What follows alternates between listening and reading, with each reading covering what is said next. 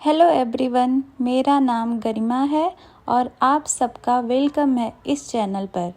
इस सीरीज़ में हम डीएलएड सेकेंड सेमेस्टर के मैथ सब्जेक्ट को बिल्कुल सिंपल और इजी तरीके से कवर करेंगे। मैं हर टॉपिक को स्टेप बाय स्टेप एक्सप्लेन करूँगी विथ एग्जाम्पल और इम्पॉर्टेंट क्वेश्चन के साथ समझाऊँगी। तो बिना टाइम वेस्ट किए चलिए स्टार्ट करते हैं आज का टॉपिक। आज का हमारा टॉपिक है 3 अंकों तक की संख्याओं का लसाप एवं मसाप अभाज्य गुणनखंड एवं भाग विधि के द्वारा। Let's start with the first question. LCM और एचसीएफ निकालने के मेथड को। तो हमारा फर्स्ट है एलसीएम निकालने के हमारे पास 2 मेथड हैं। फर्स्ट है गुणनखंड विधि,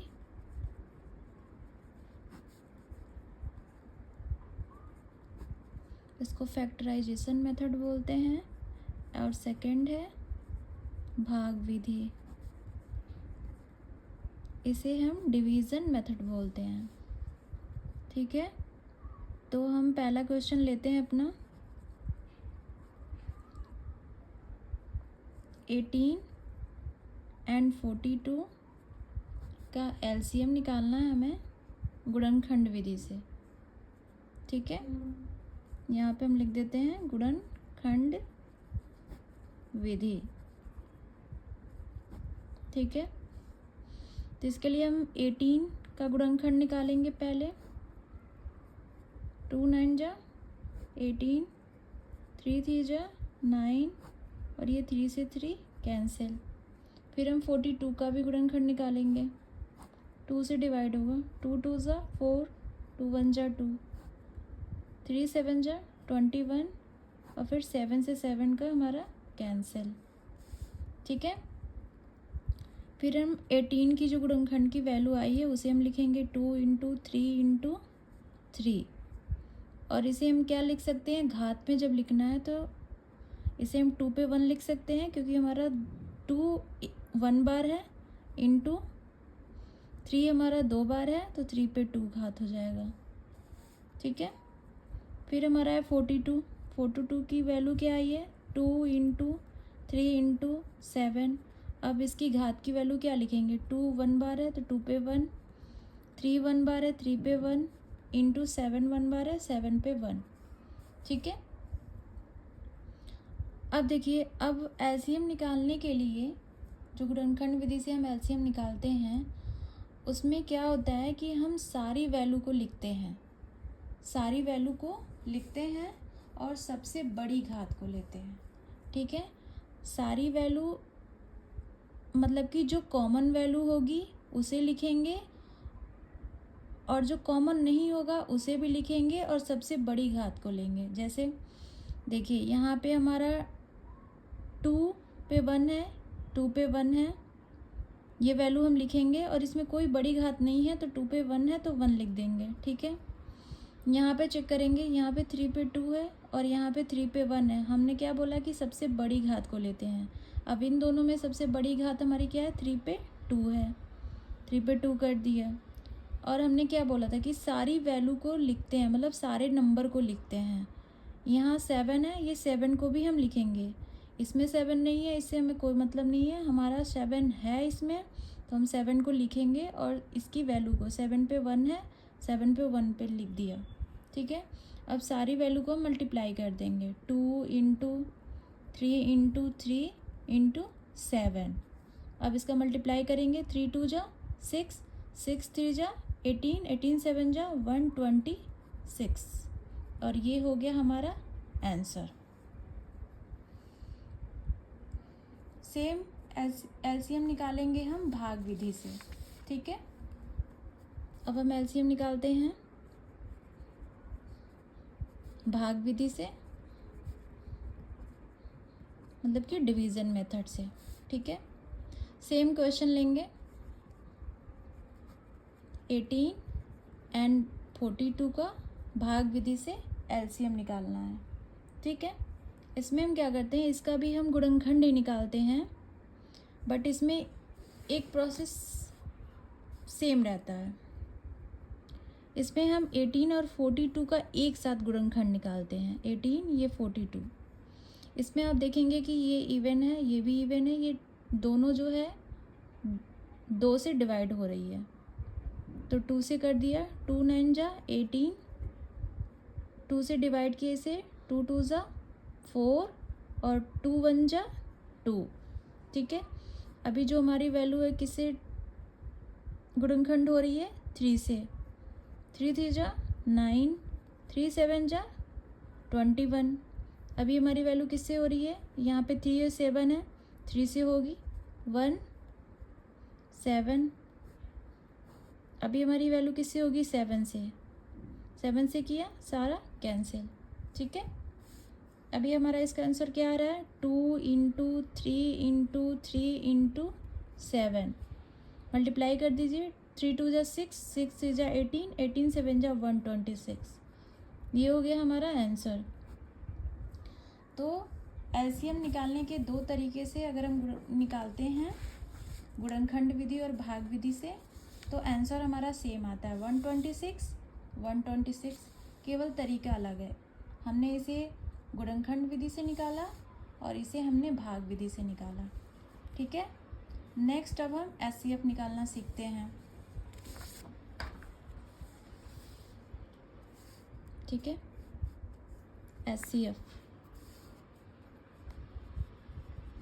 निकालना सीखते हैं हम।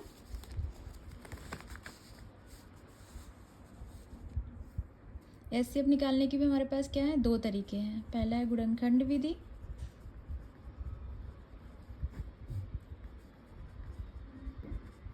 और सेकंड है भाग विधि। ठीक है, सेम क्वेश्चन हम लेते हैं। 18 एंड 42 का एचसीएफ निकालना है आपको गुणनखंड विधि से।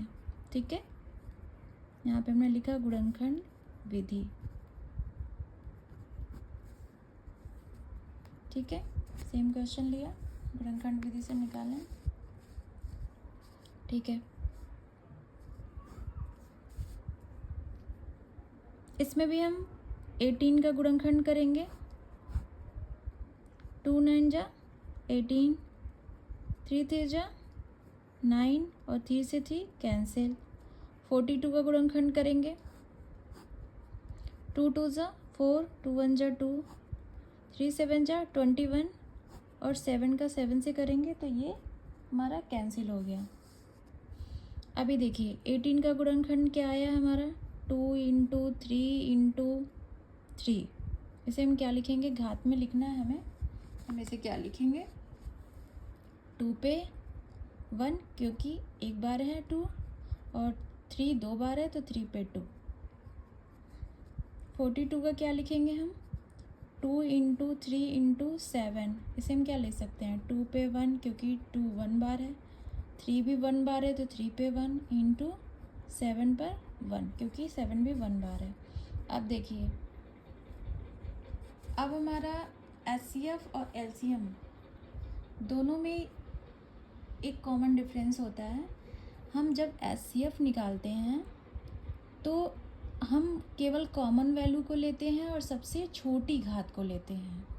मतलब कि दोनों में जो कॉमन आएगा वो वैल्यू लेंगे और सबसे छोटी, जैसे कि देखिए यहाँ पे 2 पे 1 है, 2 पे 1 है, इसमें कॉमन कौन सा है? 2 पे 1 है, 3 पे 2 है, 2 पे 1 है, 3 है, यही कॉमन है। 7 इसमें नहीं है, 18 के गुणनखंड में 7 नहीं है, इसलिए 7 को स्किप करेंगे।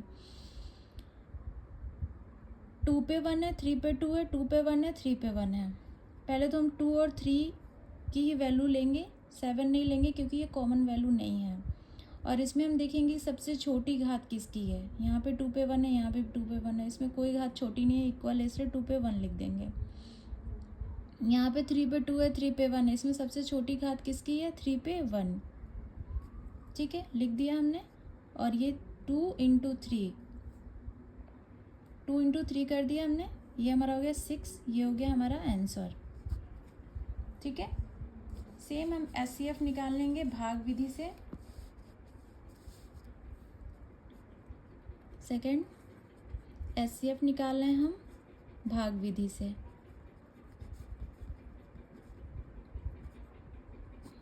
ठीक है। HCF निकालना है भाग विधि से। सेम क्वेश्चन 18 एंड 42, इसका हमें HCF निकालना है भाग विधि से, ठीक है। तो हमें क्या करना है, 18 42 को 18 से भाग करेंगे, ठीक है। हमने भाग किया, 18 2 जा 36, 18 2 जा 36, ठीक है। क्योंकि 3 बार अगर हम लेंगे तो वैल्यू ज़्यादा हो जाएगी। से माइनस किया, यहाँ पे 12 हो गया, 6 माइनस करेंगे 6 आ जाएगा। इसमें हम ये देखते हैं जब तक हमारी शेषफल की वैल्यू आएगी हमें भाग देना है आगे भी। तो हम 6, हमारे शेषफल की वैल्यू आ गई है तो फिर से हम 18 से में भाग कर देंगे, ठीक है। ये 18 ये वैल्यू यहाँ पे आ जाती है। हमने 18 पे भाग किया, 18 से 6 का 18 में भाग किया, 3 बार जाएगा, ये हो गया 18। अब हमारा शेषफल क्या आ गया, 0, कोई वैल्यू नहीं। जहाँ पे शेषफल 0 या कोई वैल्यू नहीं आती है तो जो हमारी ये वैल्यू होती है ये आंसर हो जाती है। तो हमारा आंसर क्या आ गया, 6। दोनों कंडीशन में, गुणनखंड विधि में भी आंसर हमारा 6 आया है और भाग विधि में भी हमारा आंसर 6 आया। दोनों कंडीशन में हमारा आंसर सेम आएगा, केवल हमारा मेथड अलग है। गुणनखंड विधि से निकाला और भाग विधि से निकाला, ठीक है। तो यहाँ पे सबसे इजी वे से मैंने आपको समझा दिया। अब नेक्स्ट वीडियो में मैं आप LCM और HCF के बाकी क्वेश्चन को सॉल्व कराऊंगी। So thank you and bye bye.